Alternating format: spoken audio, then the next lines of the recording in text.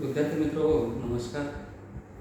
आजच्या तासिकेमध्ये आपण संत तुकाराम महाराज यांचे जे काही निवडक अभंग आहेत त्या निवडक अभंगाविषयीची माहिती आपण पाहणार आहोत.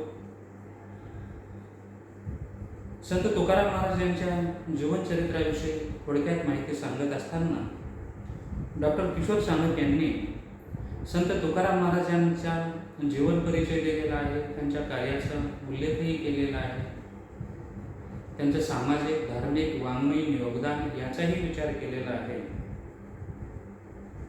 हे सांगत असताना संत तुकाराम महाराजांची कौटुंबिक परिस्थिती, सांसारिक जीवन आणि सामाजिक कार्य, धार्मिक कार्य याची नोंद करत असताना संत तुकाराम महाराजांना अभंग प्रेरणा कशी निर्माण झाली याविषयीची माहिती डॉक्टर किशोर सानप यांनी या ठिकाणी केलेली आहे. त्याविषयीची थोडक्यात माहिती आपण पाहूया. खरे तर जगद्गुरु संत तुकाराम हीच उपाधी त्यांचे जीवन आणि कार्य लक्षात घेता देणे उचित ठरते. संत तुकाराम महाराज यांना जगद्गुरु असे या ठिकाणी म्हटलं जातं. जगद्गुरु उपाधी हीच खरी त्यांचा गौरव करण्याची नाममुद्रा आहे असं डॉक्टर किशोर सानप या ठिकाणी म्हणतात.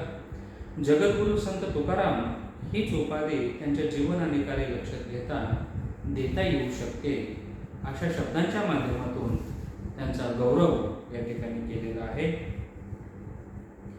संत तुकाराम महाराज हे सर्व काळ सर्वांचेच संत मानले जातात. संत तुकाराम महाराज यांच्या जीवनचरित्राविषयीची माहिती सांगत असताना, त्यांच्या वाङ्मयीन योगदानाविषयीची माहिती सांगत असताना, त्यांच्या वारकरी संप्रदायामध्ये संत संप्रदाय किंवा भागवत संप्रदायातील योगदान सांगत असताना संत तुकाराम महाराज हे सर्व काळ सर्वांचेच संत होते असा गौरव या ठिकाणी त्यांनी केलेला आहे. संत तुकाराम महाराजांच्या अभंगात सुभाषित, दृष्टांत हे विभिन्न प्रमाणामध्ये दिसून येतात. संत तुकोबांच्या सुभाषित दृष्टांताशिवाय मराठी माणसाचा दिवसच उजाडत नाही इतकी संत तुकाराम महाराजांची अभंगवाणी या सर्व मानव जातीच्या जीवनामध्ये एक अविभाज्य भाग कशा पद्धतीने बनलेली आहे हे त्यांनी या ठिकाणी सांगितलेलं आहे. संत तुकाराम महाराजांचे अनेक असे अभंग प्रसिद्ध आहेत. अडाणी जरी अशिक्षित जरी लोक असतील, ज्यांना लिहिता वाचता जरी येत नसलं, तर असे अनेक वारकरी भक्त आहेत की वारकरी या भक्तांना संत तुकाराम महाराजांचे अभंग मुखोद्गत आहेत, पाठ आहे. उदाहरणामध्ये सुंदर ते ध्यान उभे विठेवरी, करकटावरी ठेवून या, तुळशी हार गळा काशे पितांबर, आवडे निरंतर हेचे ध्यान, मकर कुंडले तळपती श्रवणे,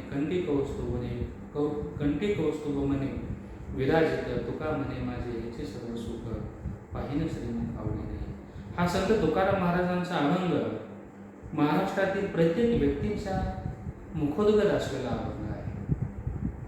सुशिक्षित असो, अशिक्षित असो, अडाणी असो, ज्याला लिहिता वाचता येत नाही अशांना देखील हा संत तुकाराम महाराजांचा अभंग सर्व वारकऱ्यांना मुखोद्गत आहे. इतके संत तुकाराम महाराजांचे अभंग लोकप्रिय आहे. एकापेक्षा एक असे अनेक अभंग संत तुकाराम महाराजांचे आहेत, जे अभंग एक मानवी जीवनाचा, मनुष्याचा अविभाज्य असा भाग बनलेला आहे. इतकी ख्याती, इतकी प्रसिद्धी, इतकी लोकप्रियता संत तुकाराम महाराजांच्या या अभंगांना मिळालेली आहे. म्हणून सदा सर्व काळ संत तुकाराम हे सर्वांचेच संत आहे ते या बाबतीतच या ठिकाणी म्हटलेलं आहे. परिणामस्वरूप तुका झालाशे कळस या एकाच चरणात संत तुकारामांचे अद्वितीय महत्कार्य व अभंगाचे महात्म्य दडलेले आहे. बहिणाबाई यांनी संत तुकाराम महाराजांच्या कार्यांचा उल्लेख अतिशय महत्त्वपूर्ण अशा पद्धतीने एका अभंग रचनेतून केलेला आहे. खरं तर संत बहिणाबाईंनी संत ज्ञानेश्वरापासून सर्वच संतांचं योगदान वारकरी संप्रदायामध्ये अतिशय महत्त्वपूर्ण असल्याचा उल्लेख केलेला आहे. आणि याच अभंगाच्या माध्यमातून संत तुकाराम महाराजांचं या ज्ञानमंदिरावर कळस होण्याचं भाग्य कसं लाभलेलं आहे याचं उदाहरण डॉक्टर किशोर सानप या ठिकाणी देतात. जो अभंग आहे, संत कृपा झाली इमारत कळावी, ज्ञान देवे रचेला पाया, उभारले देवालया, नामातयाचा किंकर तेने रचिले ते आवार जनार्दनी एकनाथ खांब दिला भागवत. या ठिकाणी संत तुकारामाचं वर्णन अशा पद्धतीने केलेलं आहे. तुका झाला शे कळस भजन करा सावकाश बहिणी म्हणे प्रगती तुझ्या निरूपण केले बोलल्या. या अभंगाच्या माध्यमातून संत तुकाराम महाराजांच्या कार्याचा गौरव केलेला दिसून येतो. संत तुकारामांचे कार्य लक्षात घेऊन या संत ज्ञानेश्वर महाराजांनी जे ज्ञानमंदिर उभा केलेलं आहे त्यावर सर्वांचंच योगदान आहे. पण यावर कळस होण्याचं भाग्य संत तुकारामांना प्राप्त झालेलं आहे अशी नोंद संत बहिणाबाईंनी या ठिकाणी केलेली आहे. परिणाम स्वरूप तुका झाला शे कळस या एकाच चरणात संत तुकारामांचे अद्वितीय व महत् कार्य व अभंगाचे महात्म्य दडलेले आहे असा गौरव या ठिकाणी केलेला आहे.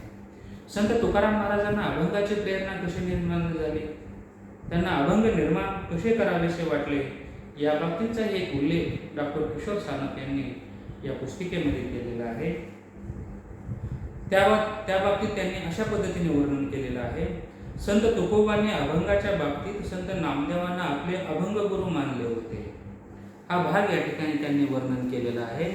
संत तुकाराम महाराजांना अभंग निर्मितीची प्रेरणा कशी झाली आणि संत तुकाराम महाराज यांनी संत नामदेव महाराज यांना आपले अभंग गुरु कसे म्हणलेले आहे किंवा कशा पद्धतीने मानलेला आहे याचा उल्लेख या ठिकाणी केलेला आहे. संत तुकोबांनी अभंगाच्या बाबतीत संत नामदेव महाराजांना आपले अभंग गुरु मानलेले आहे त्याचा संदर्भ या ठिकाणी त्यांनी दिलेला आहे. नामदेव केले स्वप्ना माझी जागे सवे पांडुरंगे येऊन या सांगितले काम करावे कवित्व वाऊगे निमित्ते बोलू नको माप टाकी सळ धरिले विठ्ठले थापटून केले सावधान प्रमाणाची संख्या सांगे शतकोटी उरले शेवटी लावी तुका. हा अभंग या संदर्भामध्ये प्रसिद्धच आहे. तर या ठिकाणी जे वर्णन केलेलं आहे संत तुकाराम महाराजांना जी अभंगाची प्रेरणा मिळालेली आहे त्या अभंगाच्या प्रेरणेच्या बाबतीमध्ये संत नामदेव महाराजांनी स्वप्नामध्ये येऊन त्यांना दृष्टांत दिला आणि एक आदेश दिलेला आहे की मी शतकोटी अभंग रचण्याची प्रार्थना केली होती परंतु माझ्याकडून ते अभंग शतकोटी होऊ शकलेले नाही तर तुम्ही हे अभंग पूर्ण करावे असा आदेश स्वप्नामध्ये येऊन दिलेला आहे. अशा पद्धतीची नोंद या ठिकाणी केलेली आहे. त्याचा आधार या ठिकाणी घेतलेला आहे. संत तुकाराम महाराजांनी देखील आपल्या अभंगाच्या माध्यमातून या दृष्टांताच्या बाबतीत या स्वप्नाच्या बाबतीमध्ये सांगितलेलं आहे. नामदेव केले स्वप्ना माझे जागे सवे पांडुरंगे येऊन या. म्हणजे नामदेव स्वप्नामध्ये आलेले आहेत. संत नामदेव महाराजांनी स्वप्नात येऊन ते एकटे आलेले नाहीत तर त्यांच्यासोबत कोण आलेले आहेत, विठ्ठल आलेले आहेत. सवे म्हणजे सोबत. नामदेव केले स्वप्नामध्ये जागे सवे पांडुरंगे येऊन या. संत नामदेव महाराज आणि प्रत्यक्ष विठ्ठल प्रत्यक्ष हा पांडुरंग स्वप्नामध्ये आले आणि स्वप्नामध्ये येऊन मला कवित्व करावे सांगितलेलं आहे. इथे कवित्व हा शब्द अभंगाच्या बाबतीमध्ये या ठिकाणी आलेला आहे. म्हणून नामदेव केले स्वप्ना माझे जागे सवे पांडुरंगे येऊन या आणि मला येऊन काम काय सांगितलेलं आहे तर सांगितले काम करावे कवित्व वावगे निमित्त बोलू नको. आणि जे काही काम करायचं आहे ते तुला अभंग रचनेचं काम करायचं आहे. माझ्याकडून अपूर्ण राहिलेली शतकोटी अभंगाची प्रेरणा प्रार्थना जी मी घेतलेली होती ती माझ्याकडून ती प्रार्थना पूर्ण होऊ शकली नाही तर शतकोटी अभंग संत तुकारामांनी पूर्ण करावेत असा दृष्टांत असं स्वप्नामध्ये येऊन संत नामदेव महाराज आणि प्रत्यक्ष विठ्ठलाने सांगितलेलं आहे असं या ठिकाणी नमूद केलेलं आहे किंवा अशी नोंद केलेली आहे. आणि या प्रसंगी आणि हा जो अभंग आहे त्या संदर्भामध्ये प्रसिद्ध आहे असं या ठिकाणी डॉक्टर किशोर सानप संदर्भ देतात. नामदेव केले स्वप्ना माझे जागे सवे पांडुरंगे येऊन या सांगितले काम करावे कवित्व वावगे निमित्ते बोलू नको माप टाकी सळ धरिले विठ्ठले थापटून केले सावधान प्रमाणाची संख्या सांगे शतकोटी उरले शेवटी लावी तुका. हा अभंग या संदर्भात प्रसिद्धच आहे. अभंग तुकियाचा यातच संत तुकोबांच्या अभंगाचे नाममुद्रा काळाच्या काळजावर ठासून उमटलेली आहे. आणि संत तुकाराम महाराज यांनी हे कार्य या ठिकाणी पूर्ण केलेलं आहे. आहे. म्हणून संत तुकयाचे अभंग तुकयाचा ही नाममुद्रा आजही काळजावर ठासून उमटलेली आहे, असा गौरव डॉक्टर किशोर सानप यांनी या ठिकाणी केलेला आहे. नामयाचा अभंग तुक्याचे कळसाध्यही नेला असेही म्हणता येईल. शतकोटी अभंग ही नामदेवाची प्रतिज्ञा संत तुकोबांना पूर्ण करावयाची होती. जे स्वप्नामध्ये येऊन काम सांगितलेलं आहे. नामदेव महाराज आणि संत नामदेव महाराज यांच्या सोबत प्रत्यक्ष विठ्ठल किंवा पांडुरंग हा सोबत आलेले होते आणि त्यांनी ही शतकोटी अभंग पूर्ण करण्याचे संत नामदेव महाराजांनी जी प्रार्थना केलेली होती किंवा जी प्रतिज्ञा घेतलेली होती, ती प्रतिज्ञा संत तुकाराम महाराज पुढे या ठिकाणी पूर्ण केलेली आहे, असं या ठिकाणी नोंद केलेलं आहे. शतकोटी करीन अभंग ही नामदेवाची प्रतिज्ञा संत तुकोबांनी संत तुकोबांना पूर्ण करावयाची होती. तुकोबा जे बोलत असत ते अभंगच असत. या न्यायाने जर बघितले तर नामदेवांचे शतकोटी अभंगाचे स्वप्न संत तुकोबांनी आपल्या अल्पशा आयुष्यातच साकार केले असावे. आणि अशा पद्धतीने नोंद करताना डॉक्टर किशोर सानप म्हणतात की संत नामदेव महाराजांनी जी शतकोटी अभंग करण्याची प्रतिज्ञा केलेली होती, ती प्रतिज्ञा संत तुकाराम महाराजांनी पूर्ण केलेली आहे. कारण तुकाराम महाराज जे वाणीतून बोलत असतात ते एक प्रकारचे अभंगच होते. आणि अशा पद्धतीने नक्कीच तुकाराम महाराजांनी जी रचना केलेली आहे आणि नामदेव महाराजांची जी प्रतिज्ञा आहे, ती प्रतिज्ञा संत तुकाराम महाराजांनी खरोखर पूर्ण केलेली आहे. आपल्या अल्प आयुष्यामध्ये संत नामदेव महाराजांचं जे स्वप्न होतं ते तुकोबांनी पूर्ण केले आहे, अशी नोंद डॉक्टर किशोर सानप यांनी केलेली आहे. कारण तुकाराम महाराज जे बोलत होते ते अभंगच होते आणि अशा स्वरूपाने संत नामदेव महाराजांची जी प्रतिज्ञा तुकोबांनी पूर्ण केली आहे, अशी संत तुकारामांची ख्याती या ठिकाणी त्यांनी वर्णन केलेलं आहे. ज्ञानदेव रचिला पाया तुका झालाशे कळस, या बहिणाबाई शूरकरांच्या 2 चरणातच ज्ञानोबा तुकोबा परंपरेचे महात्म्य अचूक वर्णन केलेलं आहे. डॉक्टर किशोर सानप यांनी अतिशय महत्त्वपूर्ण असा भाग या ठिकाणी सांगितलेला आहे की ज्ञानदेव रचिला पाया उभारली देवाला हा जो विस्तृत अशा स्वरूपाचा अभंग आहे, त्या अभंगाचं पहिलं चरण आणि शेवटचं चरण या ठिकाणी संदर्भासाठी डॉक्टर किशोर सानप यांनी दिलेलं आहे.